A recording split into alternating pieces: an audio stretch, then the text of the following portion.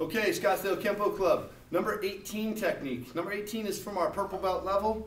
We're going to go ahead and start left foot in front, hands on guard. Okay, from this position, as your opponent kicks at you, we're going to be drawing yourself back to a cat stance. So we're moving all the weight to the rear leg, allowing us to retreat that forward leg.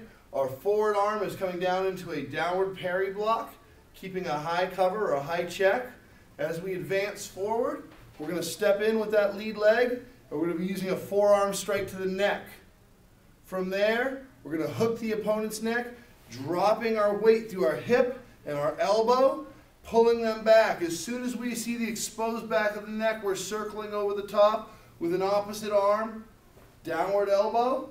We're going to then adjust our stance, pivoting away. The same arm that did the downward elbow is going to reverse hammer to the temple. Okay, so again, left foot in front.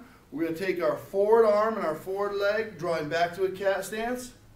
And with that forward arm, parry block. As we step in, we're going to step in with a lead arm, forearm strike across the neck, leaving our arm there to grab and hook at the neck.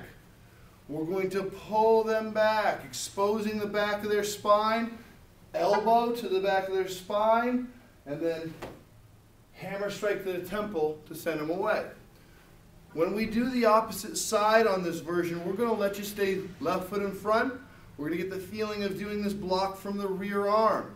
As someone front kicks into the center, we're parrying back, this time using the rear arm to parry block. As we advance forward, the blocking arm will become the strike, forearm strike across the front of the throat or neck.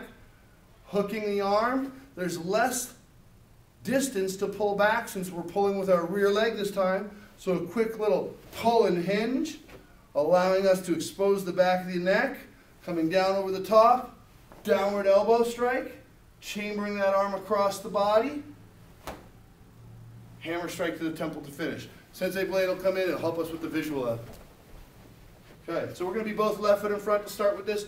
The first thing he's going to throw is he's going to throw his rear leg kick at me, and I'm going to utilize my lead arm so I'm blocking to the inside of his ankle. One of the reasons we're using the parry block is to reduce the impact of his shin to our forearm. So as his kick comes into the guts, our parry block, as he lands forward, we're going to use our forearm block into the neck, hooking the back of the neck.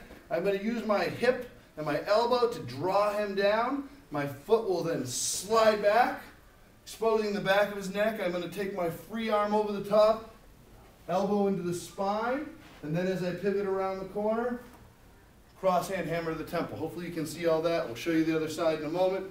Again, his rear kick, parries. As he's landing, we catch him with a forearm strike to the neck, hooking.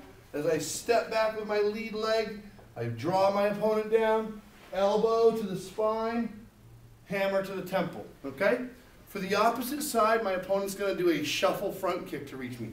From this stance, he shouldn't be able to reach me with his lead leg until he adds a shuffle. When he shuffles in, I'm going to parry with my rear arm, so I'm still to the inside on our basic 18. As I step in, that same blocking arm becomes the counter strike arm, hook. There's a small distance to pull because my hip's already back. Boom, so I'm going to hinge back slightly, exposing the neck. The same arm that does the elbow chambers across.